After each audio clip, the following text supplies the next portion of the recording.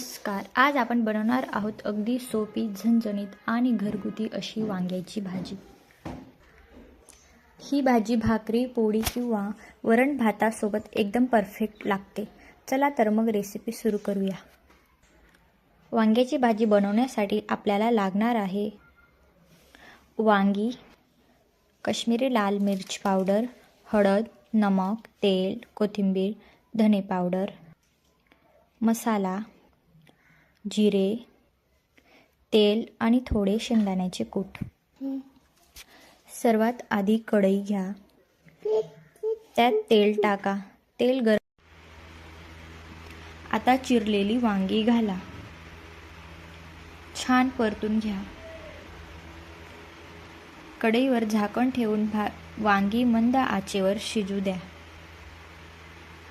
मध्ये मध्ये वांगी हलवत राहा. वांगी मऊ झाली की त्यात लाल मिर्च पावडर, हळद, धने पावडर, मसाला आणि चवीनुसार नमक घाला आणि छान परतून घ्या. वांगी मसाल्यात छान मिसळू द्या. आता त्यात गरम पाणी थोडं घाला. थोडं परतून घ्या. त्यानंतर कोथिंबीर घाला. आता अजून वांगी थोडी शिजू द्या. भाजी छान एकदा ढवळून घ्या. आता त्यात शेंगदाण्याची कूट घाला. अजून छान परतून घ्या. पूर्ण तेल सुटेपर्यंत परतून घ्या.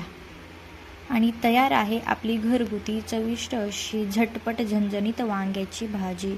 गरम गरम भाजी, पोळी किंवा भाकरीसोबत सर्व करा.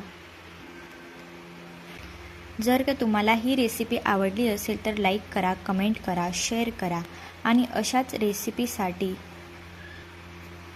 खाऊगल्ली रेसिपीजला सबस्क्राईब करायला विसरू नका. पुन्हा भेटूया एका नवीन रेसिपीसोबत. धन्यवाद.